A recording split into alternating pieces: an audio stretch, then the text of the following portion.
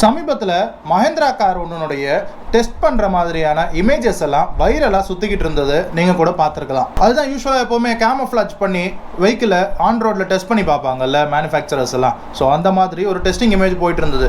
வெளிப்புறத்துலேருந்து பார்த்தா அது ஒரு XUV 700 மாதிரி தான் இருந்தது. ஆனால் உன்னிப்பாக பார்த்தா தான் தெரிஞ்சது அது ஒரு EV வெஹிக்கிள்.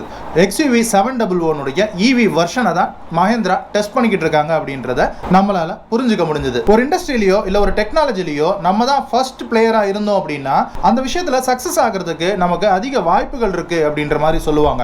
ஸோ அந்த விதத்தில் இந்த EV செக்டாரில் இந்தியாவில் முதல் பிளேயராக டாடா வந்து நிறைய ப்ராடக்ட்ஸையும் லைனப்பில் கொடுத்து மக்கள்கிட்ட அந்த லோ காஸ்ட் EV-னுடைய டேஸ்ட்டை டாடா கொடுத்துட்டாங்க. ஸோ இந்த EV செக்மெண்ட்டில் டாடா கூட கம்பீட் பண்ணுறதுக்காக மஹிந்திரா என்ன பண்ணாங்கன்னா XUV 400 அப்படின்ற ஒரு EV காரை, அதாவது XUV 300 XUV 300 ஒரு இன்ஸ்பிரேஷனில் கொஞ்சம் டைமென்ஷன்ஸ் எல்லாம் கொஞ்சம் பெருசாக இருக்கும். ஸோ அந்த XUV 400 லான்ச் பண்ணியிருக்காங்க. இப்போ என்னதான் டாடாவில் டியாகோல இருந்து நெக்ஸான் வரைக்கும் EV கார்ஸ் அவைலபிளாக இருந்தாலுமே கூட லக்ஸரி செக்மெண்ட்ல EV கார்ஸ் அப்படிங்கிறது டாடா கிட்ட இல்லை. ஸோ அவங்க ஹேரியர்லையும் சஃபாரிலையும் EV கார்ஸை டெவலப் பண்ணிக்கிட்டு இருக்காங்க. ஸோ அதுக்கு கம்பீட் பண்ணுற விதமாக மஹிந்திரா என்ன பண்ணியிருக்காங்கன்னா XUV 700 EV வெர்ஷனை லான்ச் பண்ணலாம் அப்படின்னு பிளான் பண்ணி ஒர்க் பண்ணிக்கிட்டு இருக்காங்க.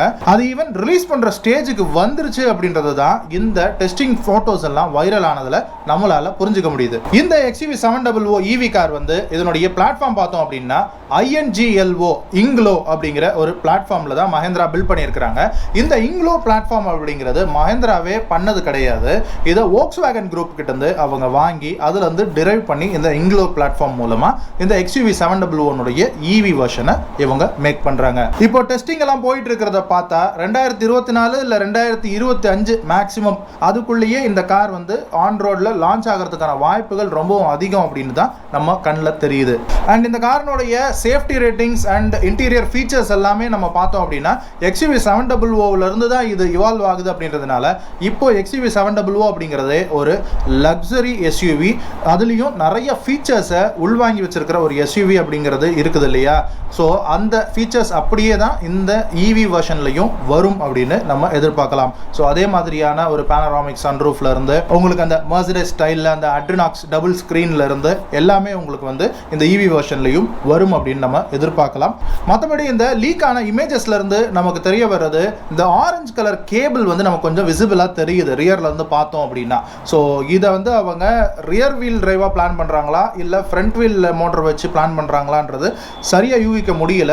மேபி இதை ரியர் வீலாக கூட அவங்க பிளான் பண்ணலாம். பட் என்ன ஒரு விஷயம் அப்படின்னா இந்த ஆரஞ்சு கேபிள்ஸ் நமக்கு என்ன டினோட் பண்ணுது அப்படின்னா இது கண்டிப்பாக ஒரு ஹையர் கிலோவாட் இருக்கிற பேட்டரி தான் இதில் யூஸ் பண்ண போகிறாங்க. ஒரு 60 இருந்து ஒரு 80 கிலோவாட் ஆர் பேட்டரியாவது கண்டிப்பாக இந்த வெஹிக்கிளில் பவர் பண்ணுறதுக்கு யூஸ் பண்ணுவாங்கன்றது நம்ம கண்டிப்பாக சொல்லலாம். அதோட இதனுடைய பிரைஸ் ரேஞ்ச் அப்படின்னு பார்த்தோம் அப்படின்னா ஒரு 30 இருந்து 35 லட்சம் ரூபாய் பிராக்கெட்டில் வரும் அப்படின்னு நான் எதிர்பார்க்குறேன். பொறுத்து இருந்து பார்க்கலாம். அண்ட் இதனுடைய காம்படிட்டர்ஸ் அப்படின்னு பார்த்தோம்னா நான் ஏற்கனவே சொன்ன மாதிரி டாடானுடைய ஹேரியர் அப்புறம் சஃபாரி, இந்த சஃபாரிக்கு காம்பீட் பண்ணுற மாதிரியான அந்த EV வெர்ஷனில் இருக்கும்.